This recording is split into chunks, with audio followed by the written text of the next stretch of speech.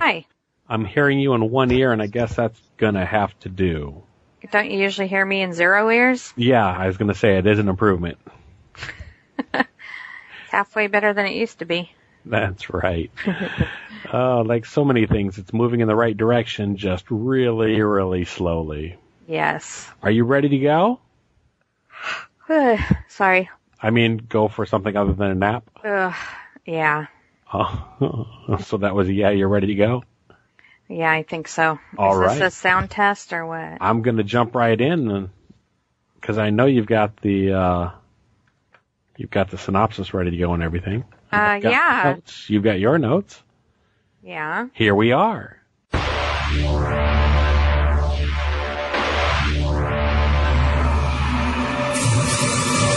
Welcome to the Vicis Interimo 30 Minutes to Kill podcast.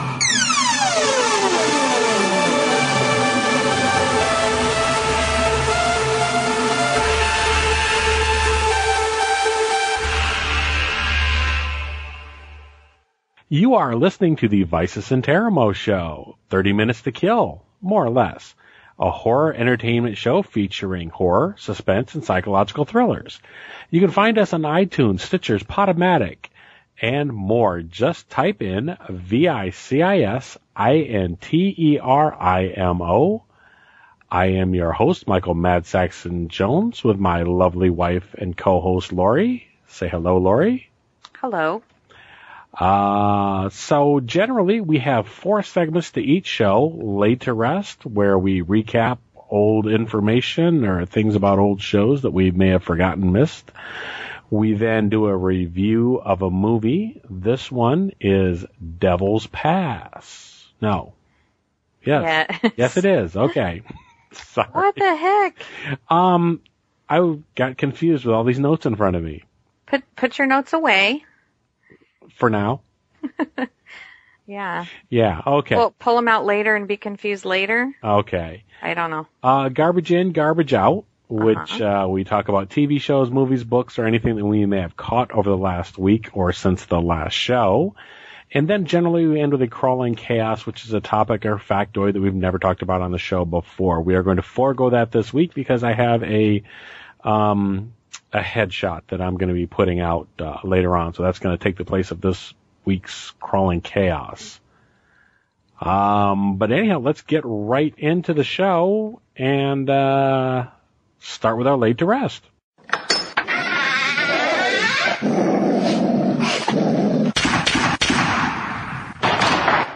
So I got to say, working 6 days a week is killing me and crippling this podcast. It's killing me too. I feel like I live alone. That's awful. You come home so late, and then it's like bedtime, and then you're gone again. Yeah, seems like there's barely any time to watch anything, and certainly, yeah, it's taxing. But anyhow, that's what's going on with us. We are still here. We are still producing some content here, so stick with us. Things will improve. Like I said at the beginning of the show, it's moving in the right direction, but slowly. So what we do have upcoming that you're going to want to stick around for is, of course, the HPL Fest. Oh, my goodness. And CthulhuCon. That's coming. I think that's some of our worst podcasts. Oh, no. Really? Yes. Oh, that's awful. But we've made some friends. We've got to talk about movies that we'd never see anywhere else. That's true. And well, I didn't say that we didn't really enjoy it. You think it just sucked for everybody else? Maybe for the people who have to listen to the podcast. I don't know. I'm thinking we should do it different this year. Yeah? Because you just said HPL Fest. For those who don't know, that's H.P. Lovecraft. Uh-huh. It's the film festival right. we go to annually. So once a year, we put out a podcast where we try to review like everything that we saw there. Right. And it gets a little difficult. All right. We usually end up seeing about between 15 and 20 short films. We try to mention every one of them and give a quick little blurb on each one, and it gets really hard and confusing. Yeah? You have some new ideas for what how we can go about that? I'm wondering if we should just talk about our favorites or ones that are really worth mentioning. Huh. That sounds terrible because they're all worth a mention. Absolutely. I do feel that like a lot of the films, like that we saw this last time around weren't as strong as the year before. Okay. Those maybe weren't as strong as the year before. I'm not saying they're going in a bad direction because there were some awesome things we saw this last time. But I would have liked to maybe dedicate more time to the ones that we thought were really awesome. Stuff like Clock and so on. Clock, I know we actually did a headshot later on about. And, well, you know what? We'll talk about that between ourselves. Yeah, I think we need to work on our annual HPL podcast format. We need to work on the format or something. And well, I don't know. We'll see what happens. I'm hoping the plan is we're going to get 2 chances at this year. Because the next one will be in Portland. Well, there's one every year in Portland. But we're going to try to make it to it. Yes, and there's one every year here. So they have it twice a year. We obviously can't run off to Oregon every year. But yes, this year we're going to. That's our goal. Yeah, well, we're going. It's not a goal and it's not a chance. We're going. Okay. All That's right. what I told him at work too. But you know what? Enough about that. Oh, don't talk about work. Okay, so They can stuff it. In keeping with us trying to keep 100% new content. Wow, content. Give us feedback on anything that you like. I posted something on the Vicis Interimo Facebook page this morning about the fact that I was working on a little piece of music, compiling a piece of music, because I'm certainly not. Well, never mind, not composing, but anyhow, compiling a piece of music for this specific podcast, or I try to do that for each of them these days. Yes. And so, let me know what you think about that, or whether I should continue working on that, or whatever. Yeah, just give us feedback. You can contact us by emailing me directly at madsaxon, MADSAXXON @yahoo.com. Look us up on Facebook, S. Michael Jones, or punch in VICISINTERIMO. But let's get on with the rest of the show here. You've got that. Let's get on with it. You've got that synopsis ready. Let's. Well, was that our laid to rest segment? That was our laid to rest segment. Oh, do you have anything else to say about our last podcast? You mean the short one about Vincent Grimley? Or the podcast? Well, that was a headshot, but yeah, or that. Or anything about Dead End. Just that was another suggestion for us, and that was a great one that I think we had fun with. Yeah. And did you have anything else to say about it? About the movie? Yeah, or about To Lay to Rest. Still kind of stunk. No, I guess not. Okay, well then let's get on with the movie. Okay. We could talk more about Vincent Grimley later in our Garbage in Garbage Out segment. Okay.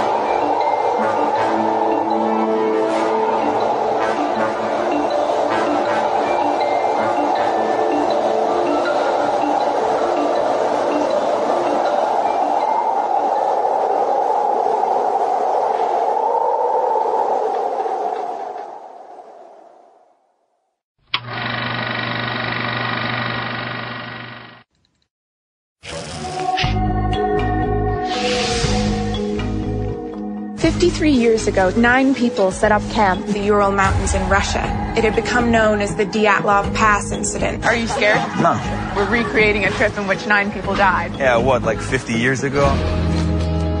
Time to go.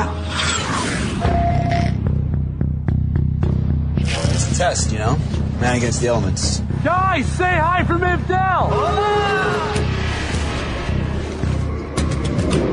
Come look at this! What is it? The GPS is all screwed up. We should just leave. By the time we get packed up and get moving, we're gonna be hiking in the dark.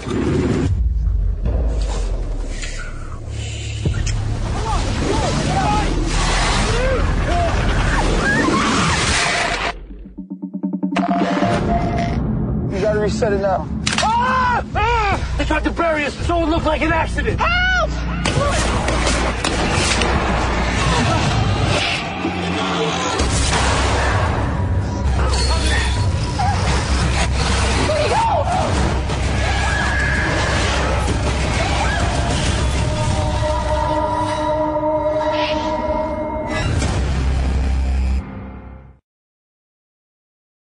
Okay, well,